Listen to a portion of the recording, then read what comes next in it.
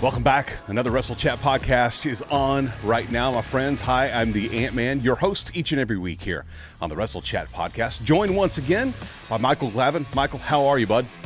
I am doing fantastic. It has been another great week in professional wrestling. Excited to dive in and talk about it. And a big week for you and your cronies as well. Yep. How come I'm the only one sporting the Man-Child Chronicles podcast t-shirt today? Oh man, that's because I wear mine so much that they're in the wash right now. We're doing laundry, but man, yes. Huge week in Man-Child Chronicles land. Yep.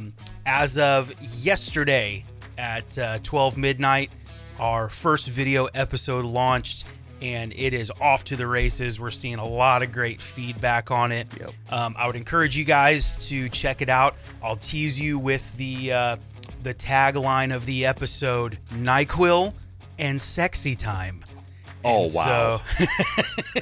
So, if you want to find out what's going on behind that, yep, tune in to the Man-Child Chronicles on YouTube or at manchildchronicles.com. Don't forget to like and subscribe. I forgot that that's what it was titled, and I watched it, and I saw the sexy time story, and wow, that's all I'll say is wow. If you, it could be a ruined sexy. I won't give too much away. A ruined sexy time though, and was it from the NyQuil? Possibly. Was it just from being a guy? Possibly. Watch it. If you're watching this podcast right now, scroll down. You'll see the other channels that we love. It's right there, Man-Child Chronicles. Click on that and watch the very first episode of all four guys together on YouTube. Check that out right now. Oh, or actually, after this. How about that? Thank you for being here this week. You're right. A lot of stuff happened this week, as it does every week. I say that, but last week felt like it was kind of flat when it came to Raw and Smackdown, maybe even AEW. But a big announcement this week on Friday, WWE's taking their Thanksgiving Weekend Classic Survivor Series to Chicago's Allstate Arena on November 25th. To me, this is a premium live event that could use an overhaul. And I say that because it's not really what it was originally created to be. If there was a legit brand split, the feuds that they used to have on Survivor Series would make sense. Today, I guess it doesn't have the same mystique as the good guys versus bad guys like it was back in the day with Hogan and his team and you know, Macho and his team, or whatever it was. It just doesn't feel the same way anymore. I mean, hopefully they're building towards that. I do like Survivor Series, but if I'm being honest, out of the tent poles, it's my least favorite. How about you? To your point, I love what Survivor Series used to be. Yeah. In the sense of there was legitimate stakes, whether it was brand versus brand. I have a special place in my heart for, I believe it was Survivor Series 14, maybe, okay. 2014, maybe. Why that one? Because I was there, Ant. I was there. And here's the thing. It was a really special night. Here's why. That year, whatever year it was, I may have got the date wrong, but that year it was The Authority and all of their cronies, led by Triple H. I think they might have had like Big Show, Randy Orton, whatever, and they were going against, I think, a Cena team, but I explicitly remember, Dolph Ziggler, whatever. And it was coming down to the wire, and Triple H and the Authority were getting ready to put Dolph into the ground to win, to be able to stay in power, versus if they lost, the Authority would disband or whatever. And right as they were about to bury Dolph Ziggler to win the match, all of a sudden, Sting's music hits. And I was there the night that Sting debuted in WWE. And boy, the seats were crappy, but the room was electric. And, very fond memory. And if you go back a couple episodes before I had to rearrange my my studio here, the plaque that I bought that sits back here is of that night, and it's when they were releasing those plaques for the pay-per-view. So I tell that story to say, to be there in person and to see these legitimate stakes of these two factions that were built, and with, essentially the power and the authority over both brands at the time being at stake, it felt really, really good. Oh, yeah. But it seems like the last couple years we've thrown together some teams to nod, to Survivor Series. Just because, and it's, we always get good like main events and stuff like that, title picture, stuff like that. That's great. But it would be no different than if we called it Backlash. So I hope that maybe under the new creative regime that we're seeing, maybe we'll see more of a traditional thing. Maybe we'll see, the Bloodline story go all the way through Survivor Series, and we see something Bloodline oriented. That wouldn't be bad. And if at any time in the last few years, if they could put something together that made sense for the title of the pay-per-view, then this would be the year that would happen. It just feels like it feels like the pay-per-view that was lost. Yep. In the shuffle of everything, because it's just not the same. Similar to Great Balls of Fire. Well, exactly. Great Balls of Fire might actually be better. At this point, I'm not sure. But that, man, what a great memory though to see Sting. Dang. Yep. His first time ever in WWE. Yep. That's massive. Yep. That's really cool. It was great. Well, a huge pay-per-view happened just after this podcast dropped last week. Money in the Bank from London's O2 Arena. It was Saturday afternoon. It was announced afterwards there in the press conference by Triple H, the highest grossing arena show ever. The highest grossing arena show ever in the history of WWE. I don't know what we can really, it's set lots of records, and there's only so much you can get into an arena. Mm-hmm. And there's only so much you can charge for people to get into arena. I think this means that they didn't really give away any tickets. Wouldn't you? Right. Wouldn't you kind of come to the same conclusion? I would agree, and it's such an interesting thing to say because you automatically go to like WrestleMania. Well, how is WrestleMania not the highest grossing? Madison Square Garden, exactly. So it's such an interesting thing to claim. Not only that, but then you add in the fact that what expenses existed with doing a pay-per-view overseas. Yeah. And so it's such a cool accomplishment for them. Now, I do think being overseas helped that because of demand.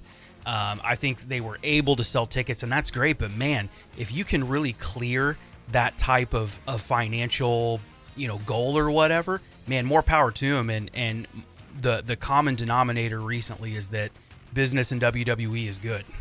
Man, you were dead on with the winners. 2 for 2 in the picks for the actual Money in the Bank ladder matches.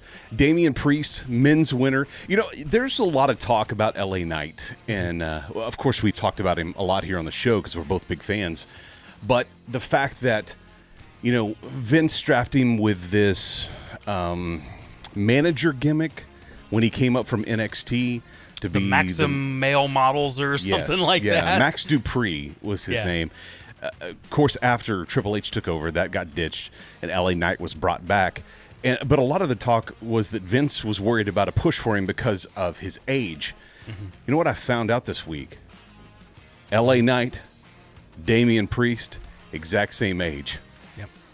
That is insane. And I was like, I don't know if I believe this. I'm going to go look it up. Exact same. Well, not exact. They don't have the same birthday, but they're both 40 years old. If I remember correctly, Damian Priest is actually about a half a year older. Is he really? And so, but here's what I will say. I will defend the other side, speak out of both sides of the mouth.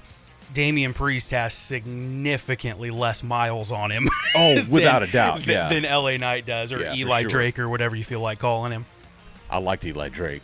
It was really cool. Not a lot of, and these are his words too. Not a lot of people got to see Eli Drake. Yeah, not a lot of people watched that show. Io Sky, women's winner. That's going to be interesting to see where that goes. We saw a little bit of what may turn up to be a part of a battle in SmackDown or on SmackDown last night. We'll talk about that here in just a little bit. Drew McIntyre though returned at Money in the Bank. Did you see? I almost said this last week. I wonder if Drew doesn't come back at this, but. it's the times that you make those predictions that nobody shows up. Now, nobody was thinking about it and thought, well, nothing's really going to happen, and everybody shows up. Everybody makes a return at Money in the Bank. Yep. But Drew, were you expecting Drew at this thing? I wasn't. I thought it was going to hold off till closer to SummerSlam. Yeah. Drew McIntyre, for me, great guy, highly talented. I think he's just gotten the short end of the stick on a lot of stuff because I struggled to find him interesting. And I'm not sure why. I mean, he's a big guy, man. He can move. Sure his move set is fantastic. I've never seen him have a bad match, but even when they put the strap on him, I was like, I don't hate it. Yeah. But I'm also not interested by it. That's the thing. Is there's not the stickiness. Yeah. To him, there's not that stickiness that you the intangible with Drew McIntyre. I'm right there with you. What he feels like he feels like he's never gotten out of his Rocky Maivia phase, like where it's like, yeah, I'm gonna win the title and I love everybody and I do this for you and I'm back for you, and it just the squeaky clean face doesn't But at the same time, I don't know that I'd like him heel either. But either way, I'm not dogging him at all because I do enjoy watching him. But there's just something character-wise missing that even a giant Braveheart sword couldn't fix. I know. What did he name her? Glinda or something like that? I don't know. Cena, another big surprise at this Premium Live event as well. There to talk about a possibility of WrestleMania coming to the UK, but I mean, they have it planned for the next couple of years, so we're talking 3 years down the road at the earliest. I really kind of think this was nothing more than just to go, yeah, I see you selling tickets at AEW, but if we want to come here, we can sell it out too. That's not really that big of a deal. Although it is a big deal, I think that's kind of the rub that they were trying to give to, hey, if they can come here too, what if we bring our biggest event? How about that? That's what it kind of felt like from Cena. Pandered to the crowd a little bit too much for me. Yeah, obviously it says a lot if you're going to fly in somebody like Cena to do a segment like that. I mean, dude, got on a plane for 14 hours to do that, 5-minute segment. And it's because I do think that they're putting a lot of weight behind trying to get into London for a WrestleMania. If Money in the Bank was the highest grossing arena event, what does that say about what you could do for a WrestleMania and different things like that? But without a doubt.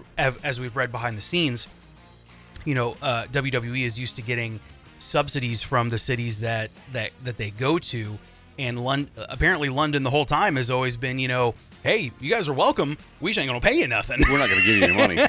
And so I think they're trying to create the demand where, and apparently it's worked because I read a very passing headline from an unsure, reputable news source that it's already being discussed in Parliament somehow, whether passingly or something. I don't know if Boris Johnson was like WWE, but it did come up. So maybe they're getting some traction after all.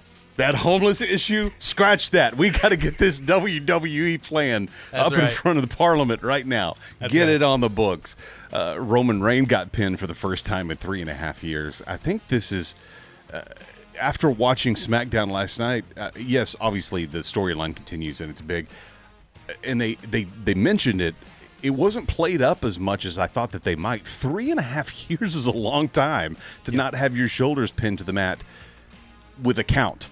He was pinned to the mat without a count a couple of times. But this one, man, he was pinned and lost the match. In fact, the crowd chanting at SmackDown, "You were pinned," and some other things that they chanted that they had to bleep out. But how interesting that they used a pin on Roman to set up the next chapter. It's brilliant. And that's all we can really say about every time we see something about the Bloodline.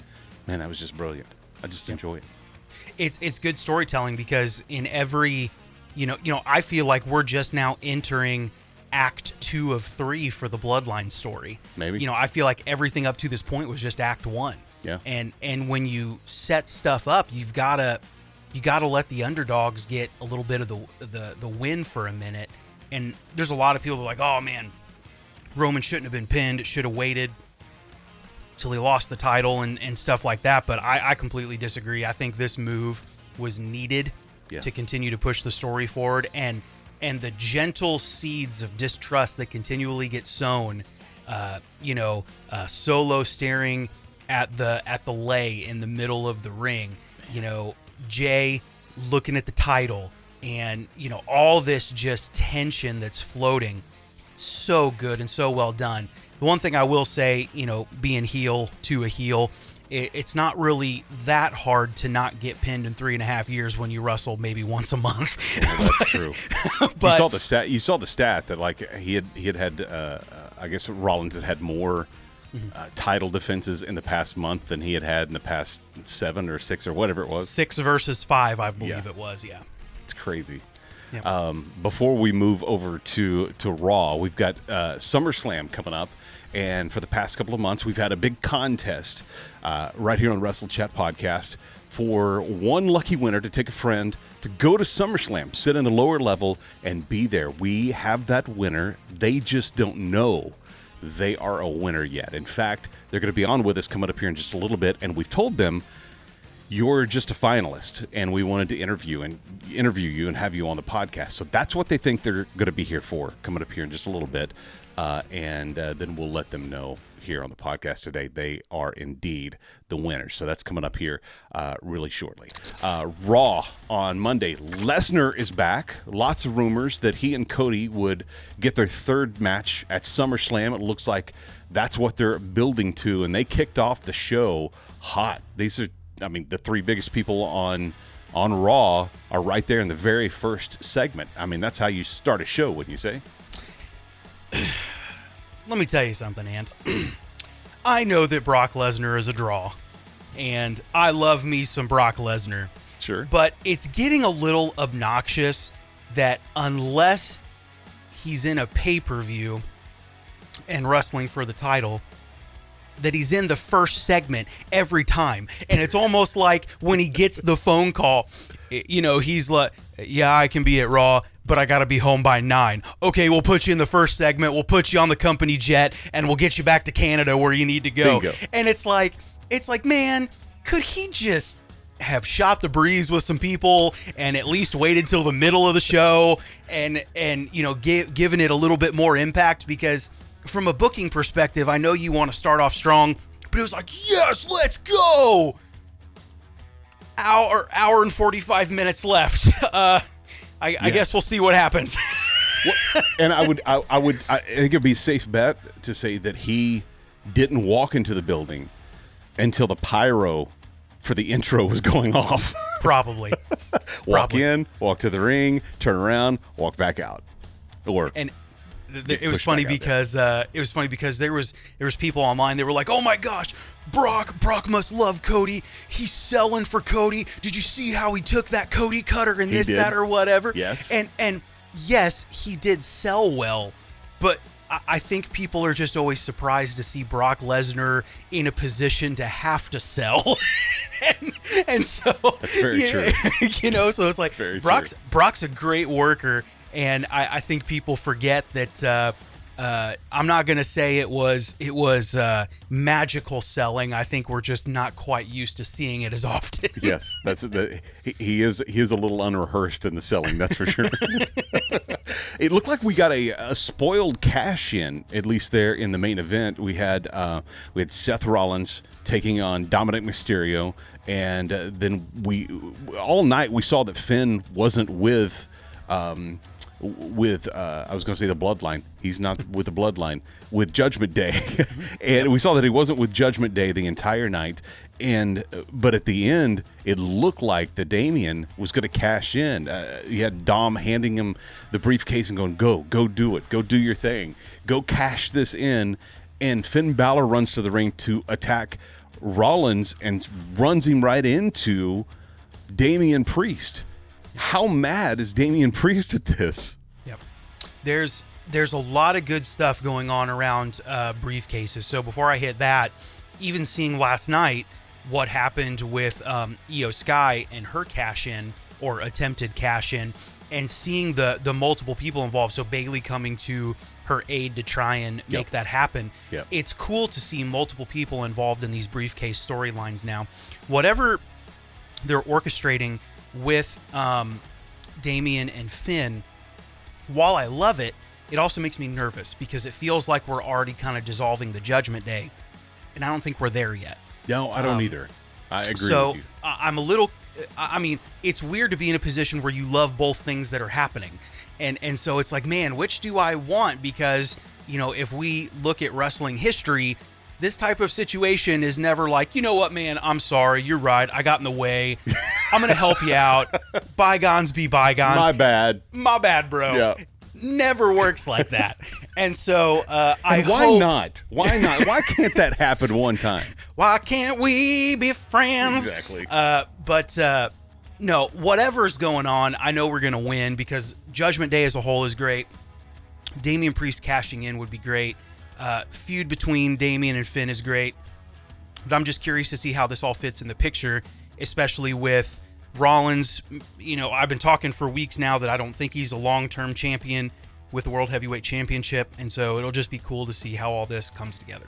Yeah, well, it'll be cool to see what leads into SummerSlam. I know you and I are going to be going, and we have our winner on hold right now, and she can't hear us, but she doesn't know that she's won yet. We just told her that she is going to be a finalist. She's one of 3 finalists, but it's just a random draw out of everybody who entered. We just randomly drew, got a hold of her, let her know she was a finalist, and she's winning SummerSlam tickets. So I want to see if we can't pull her in and surprise her right now.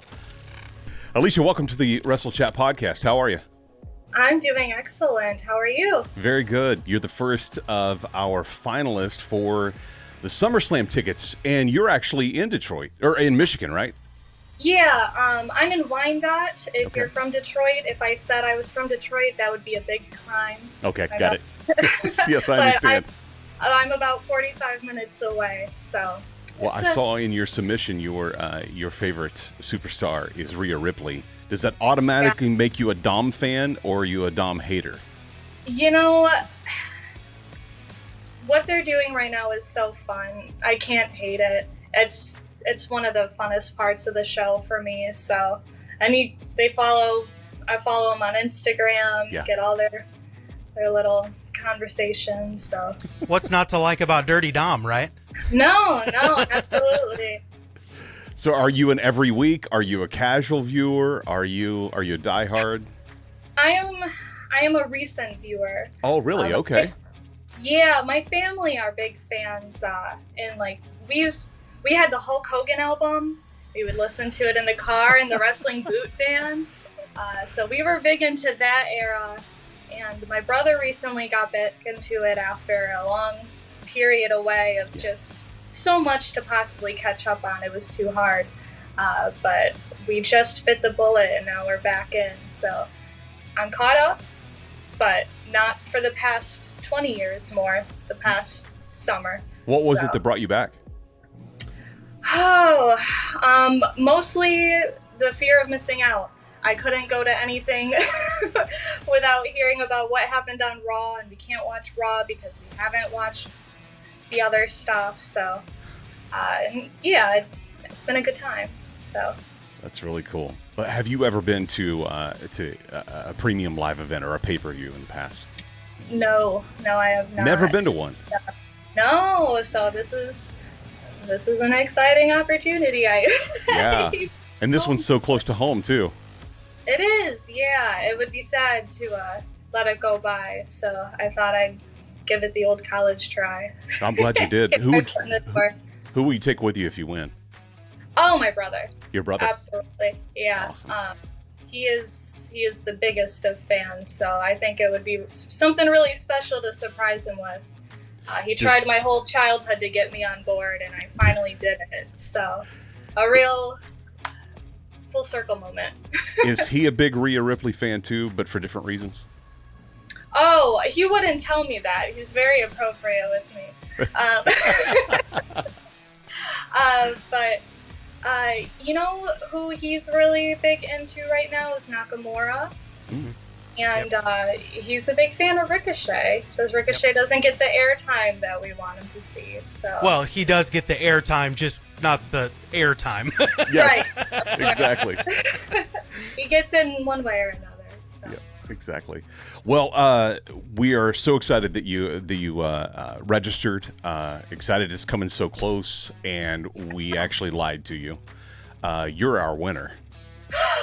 You're oh going. my god! You're going to be there. Oh my god! Are you serious? And Michael and I will be there my too. God. So we'll hook up with you and grab a picture, say hi. Would love to see you. We're traveling from Texas, so it's going to be so Oh cool my to god! come to your state. You know what I'm gonna do? I'm gonna see him tomorrow. I told him, I was like, this has gone too far. I'm going on a wrestling podcast. Like, don't freak out. He was like, are you okay? Don't freak out. I'm going on a wrestling podcast. I'm gonna tell him that I lost. And then I'll send him the episode when it comes out. There you I love go. big reveal. That'll be awesome. Oh my god, SummerSlam. That's really Thank you cool. so much. Congratulations. They're great seats. I've never been to Ford Field, so I don't know if you've been there yet or not, but from everything we saw, they're great seats for the show.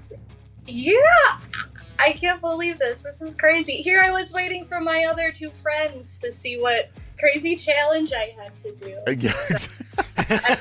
I mean, very relieved. Michael, we need to think this through for next time. Yeah, make an obstacle course or something. I'll do Crazy. it. I've always seen people get those like 5-pound gummy bears, and it's like, here, if you eat all of this 5-pound gummy bear. Oh my gosh, I'm such a slow eater. If you had a 24-hour podcast, I could get it done, but That would be about the only time. Yeah. Alicia, congratulations. oh my god, this is nuts. Thank you Yeah. so much. Well, thank you for registering. Thank you for checking out the Wrestle Chat podcast and being a part of it. We look forward to coming to visit you in Detroit on August 5th. That's going to be a lot of fun at Ford Field for SummerSlam. Wow. Thank you so much. Man, that's going to be a lot of fun. That's going to be a lot of fun for her and her brother to be at SummerSlam with us. Or maybe since they live there, it's us being at SummerSlam with them. Is that right? Yep, for sure. Getting to go. Have you ever been to Detroit?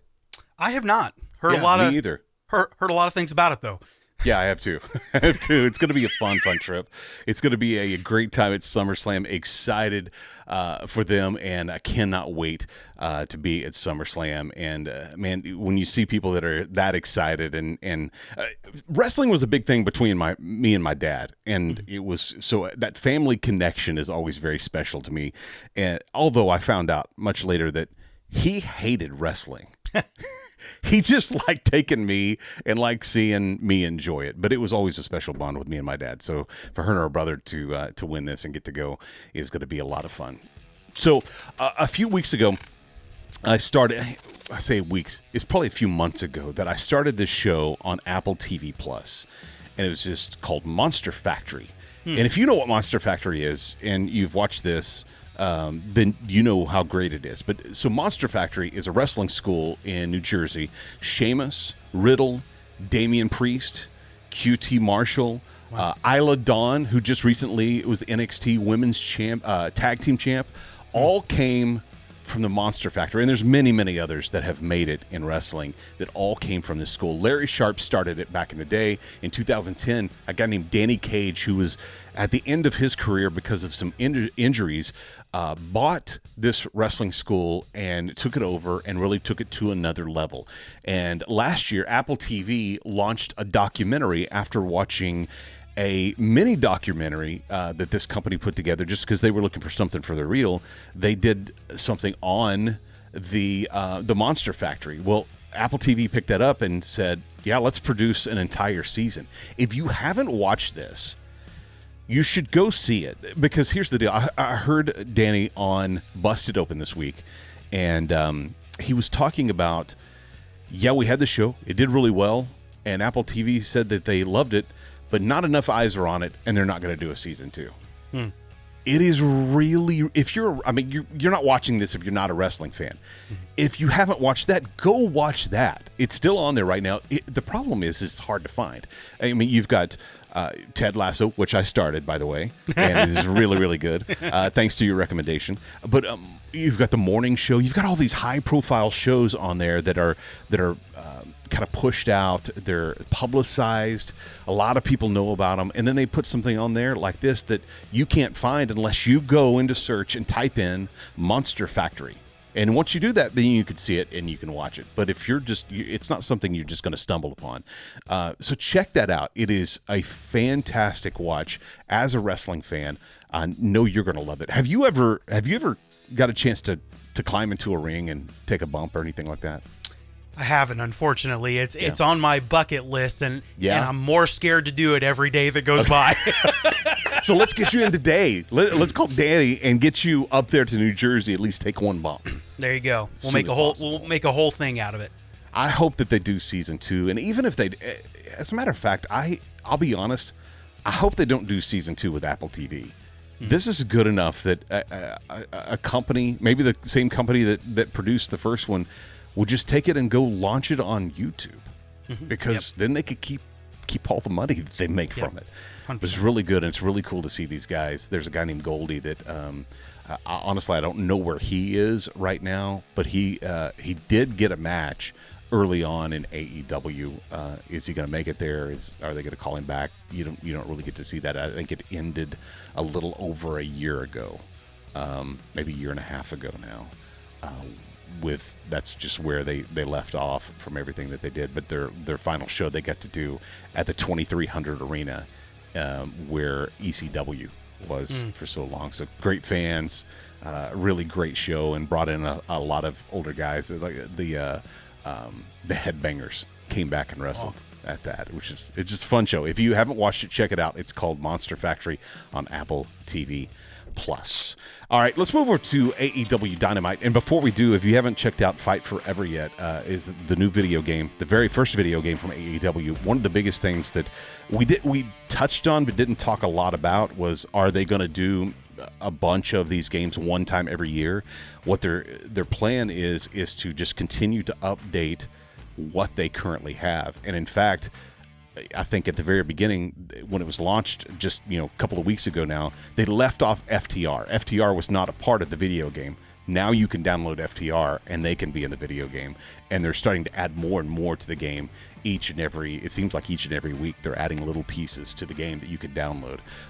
So if you haven't downloaded that yet, or if you haven't bought it, played it yet, it is a really fun game. We talked about it here on the show, and if you missed that podcast, you can listen to the guys that were behind it about 2 weeks ago.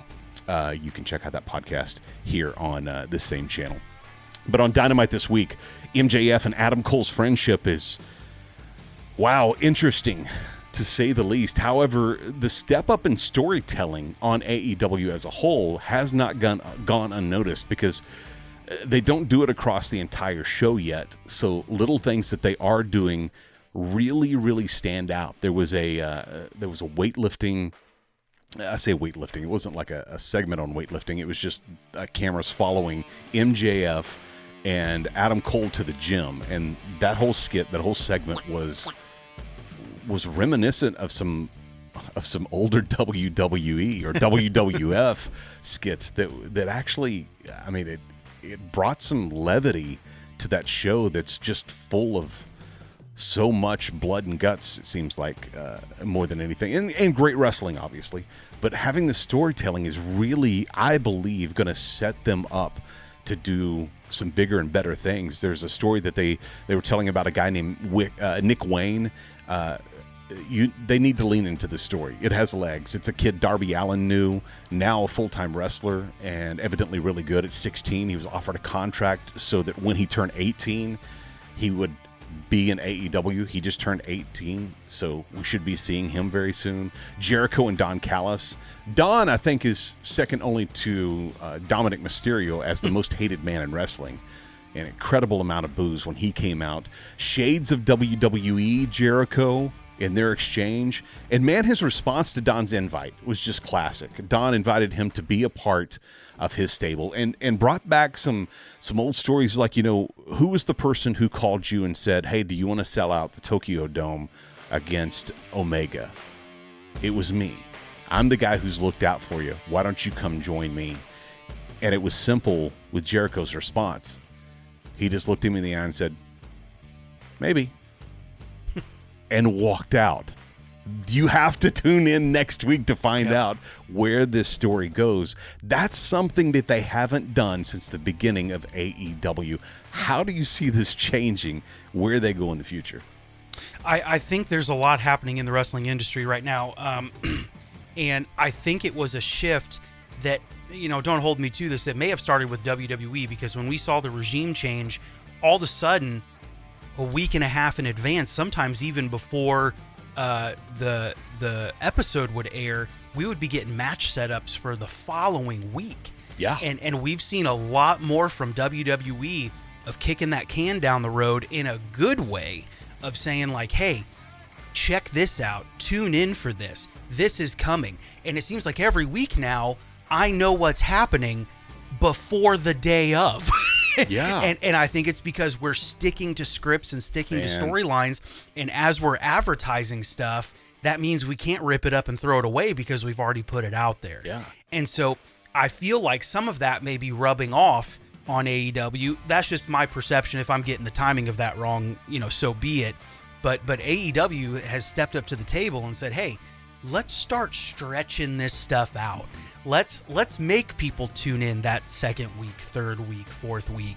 And so I think we're seeing a really great shift from what the business has been over the last several years, which is just immediate payoff. Think of the last time you had a storyline that went as long as the Bloodline. Oh, yeah. I'm not even sure that you can really name one. Yeah. There's been ongoing feuds, but not storylines. I mean, we got Lesnar, Triple H a bunch of times. We got Lesnar, Cena a bunch of times, but it was just fighting. It wasn't necessarily a story. Right. And so it's cool to see all of this shifting to more of a long-term direction. Well, Dynamite went off the air this week with Adam Page rearing back with a chair and Evil Uno grabbing it out of his hands, and it just ends. Mm-hmm. Like, was it supposed to end? Because we haven't seen that in forever. I mean, I remember not seeing the end to any main event as a kid growing up. Yep. Like I would never, you would see all these great matches for an hour or 2 hours. I think 2 hours is really the most. But most of the time, more times than not, it was an hour show. And in the end, it was maybe a melee and it just went off the air. You have to tune in next week to find out. Yep. They ended the show this week on Dynamite with a brawl in the ring and something somewhat major happening, and it just goes on to the next show. You don't know how that whole thing ended. It's something that was interesting, and his name has escaped me, but he was the guy that I found out. He's the guy behind. Do you remember the friendship? What was it called? The Festival of Friendship. Is that what it was with Jericho and Kevin Owens? And Kevin Owens. He's the guy who wrote and produced all of that with Jericho.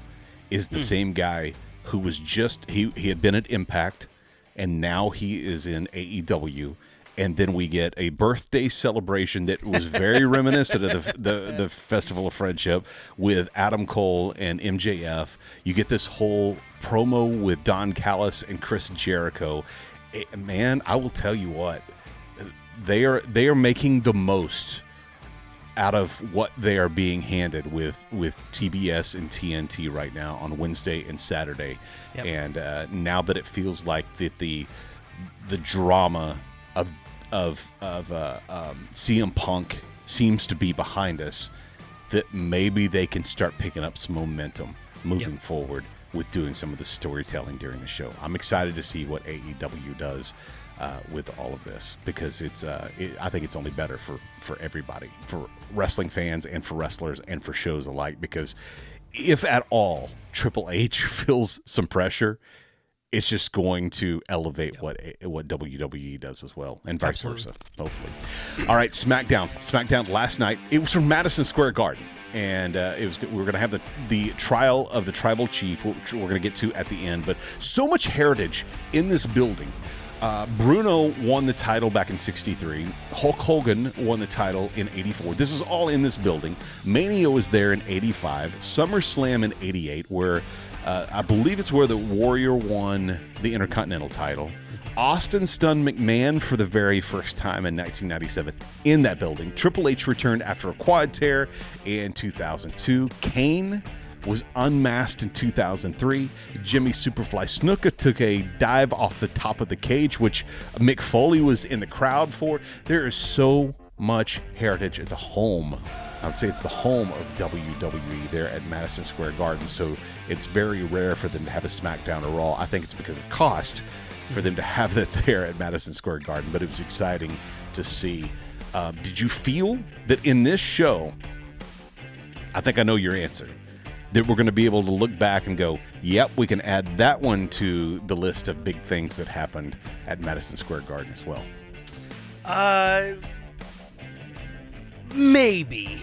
We might see some Bloodline stuff there, but the rest of the show, I can't say that there was anything super memorable, unless you're fishing for something that I'm forgetting. Two things that stand out to me. Yeah, I think that this, depending on where the Bloodline story goes, I think they'll refer back to things that happened last night in that ring, and it happened in Madison Square Garden. And two is, if by chance Grayson Waller turns out to be something spectacular, his very first match on the main roster is in Madison freaking Square Garden.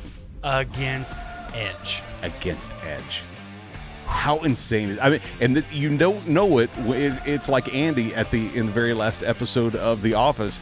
Yep. I wish we could know that we were in the good old days while you're actually in them. That's right. You don't know that it's happening when it's happening.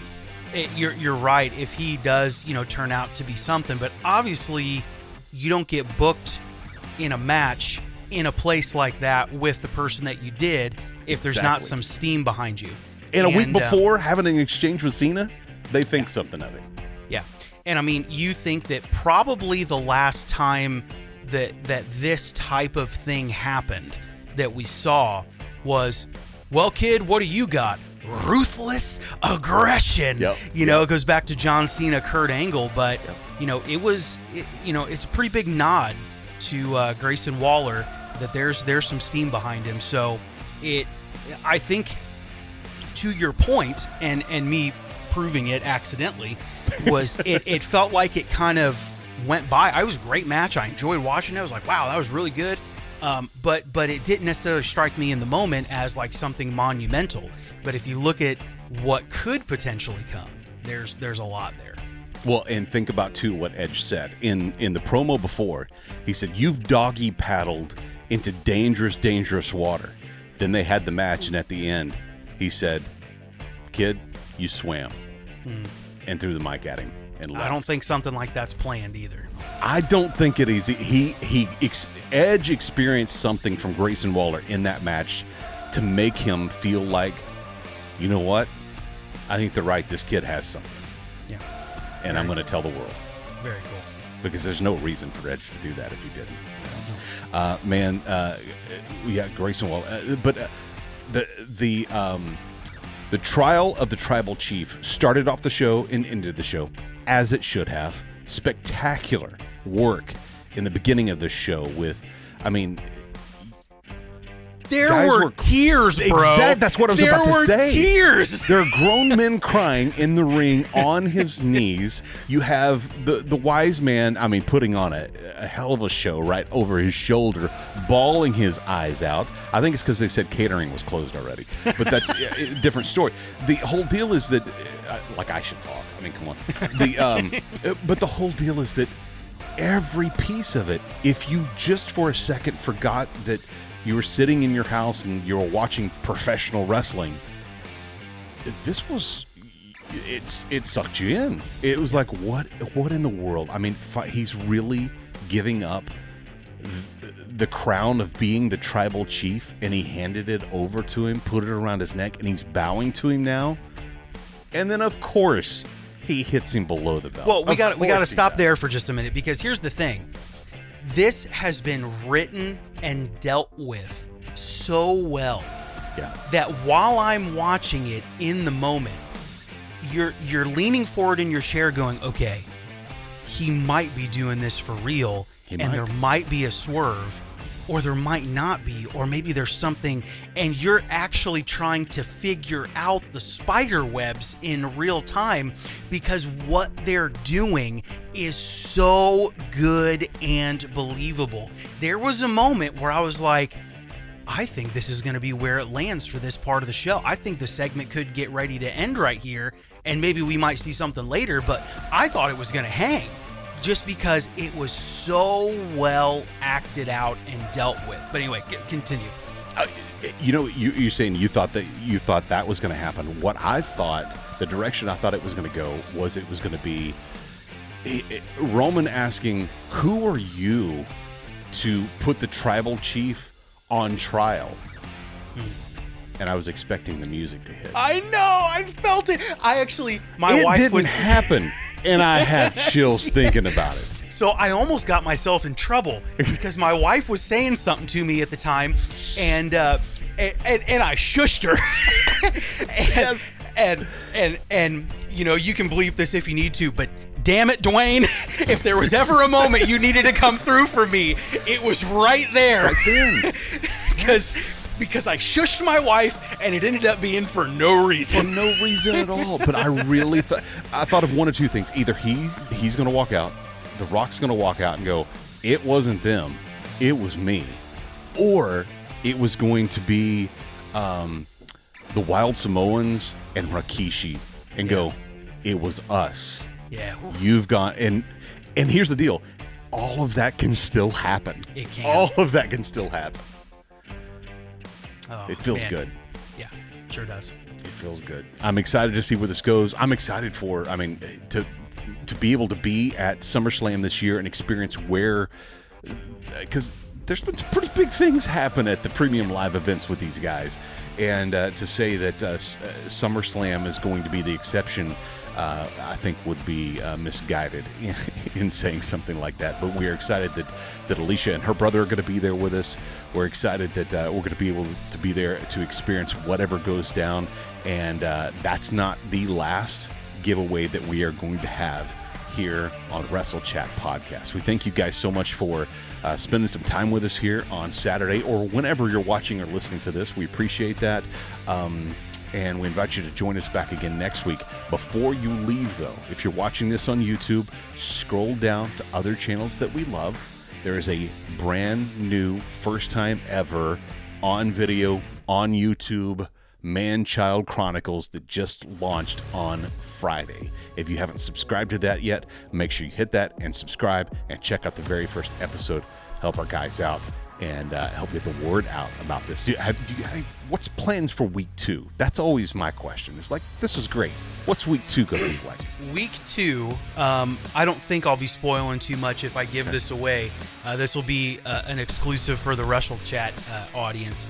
But we are actually going to be having a fantasy draft for, we call it the hangover draft. And what that means is, because immediately you go drinking. No, it's not. We call it the hangover draft because if you're going to spend a weekend in Vegas, who are going to be the 4 celebrities that you're going to pick to have a hangover movie type experience with? Okay. And the picks are borderline absurd. And so you guys need to tune in and see who made the top 4 for every guy, because it's pretty crazy. So tune in for the hangover draft next week on the Man-Child Chronicles. Awesome. Looking forward to it. Thank you guys so much for being here. Michael, thank you for joining me again this week on the Wrestle Chat Podcast. Always fun to catch up with you and talk some shop. Always a pleasure, sir. Thanks for having me. Appreciate you guys being here too, and we'll see you next week here on the Wrestle Chat Podcast.